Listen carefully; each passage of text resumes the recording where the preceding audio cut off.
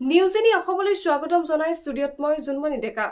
দুদিনীয়া ভ্ৰমণ সূচীৰ নগাঁও জিলাত উপস্থিত হোৱা অসমৰ ৰাজ্যপাল লক্ষ্মণ প্ৰসাদ আচাৰ্য আজি দ্বিতীয় দিনৰ কাৰ্যসূচী অনুসৰি দুপৰীয়া বটদ্ৰৱা থানত উপস্থিত হয়।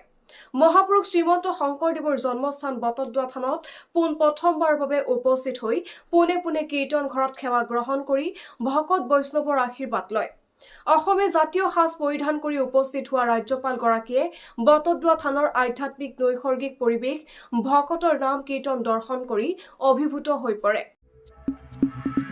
দুদিনীয়া ভ্ৰমণ সূচীৰ নগাঁও জিলাত উপস্থিত হোৱা অসমৰ ৰাজ্যপাল লক্ষ্মণ প্ৰসাদ আচাৰ্যই আজি দ্বিতীয় দিনৰ কাৰ্যসূচী অনুসৰি দুপৰীয়া বটদ্ৰৱা থানত উপস্থিত হয়। পাছত সাংবাদিকক মই আজি নিজকে ধন্য মানিছো, আজি শংকৰ গুৰুৰ চৰণত সেৱা নিবেদিছো আৰু আশীৰ্বাদ বিচাৰিছো যাতে অসম ৰাজ্যৰ সেৱা কৰিব পাৰো। ৰাজ্যৰ সুখ শান্তি আৰু সমৃদ্ধিৰ বাবে মই প্ৰাৰ্থনা জনাইছো বুলি ৰাজ্যপালগৰাকীয়ে প্ৰকাশ কৰে। থান দৰ্শনৰ পাছত আকাশী গংগাৰ তীৰত 200 কোটি টকা ব্যয়েৰে নিৰ্মাণ হৈ থকা বটদ্ৰৱা প্ৰকল্প পৰিদৰ্শন কৰে ৰাজ্যপালগৰাকীয়ে।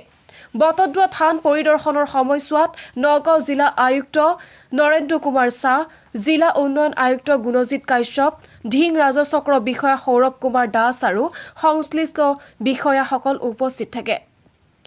ঢিঙৰ পৰা সুৰুজালিৰ ৰিপৰ্ট, নিউজ NE অসম।